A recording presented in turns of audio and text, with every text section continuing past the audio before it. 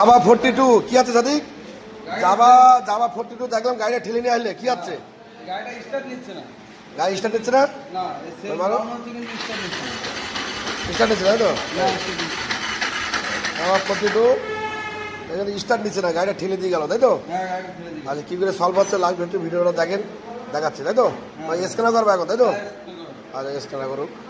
গাড়ি কিন্তু পুরো খুলে ফেল দিয়েছে তাই তো গোবিন্দ সাদিক? গাড়ি পুরো খুলে ইঞ্জিন খুলে, তোমার ইঞ্জিন খুলেছে কেন? ইঞ্জিন কি হয়েছে? এই যে ইঞ্জিনের যে ডিকম্প্রেসার থেকে ডিকম্প্রেসার ভেঙে এর সঙ্গে গ্যাস খেয়েছে। পুরো স্লিপ হয়ে ডিকম্প্রেসার গেছে। কই? হ্যাঁ। ইঞ্জিন খুলে ফেল দিয়েছে? হ্যাঁ, ইঞ্জিন খুলে ফেলছে। ইঞ্জিন ডিকম্প্রেসার ভেঙে গেছে? হ্যাঁ, আর এই ভ্যালভ বেঁকে গিয়েছে যে। ভ্যালভ বেঁকে গেছে? ভ্যালভ বেঁকে গিয়েছে আর দুটোই বেঁকে গেছে? দেখি দেখি দেখি। হ্যাঁ, দুটোই বেঁকে গিয়েছে।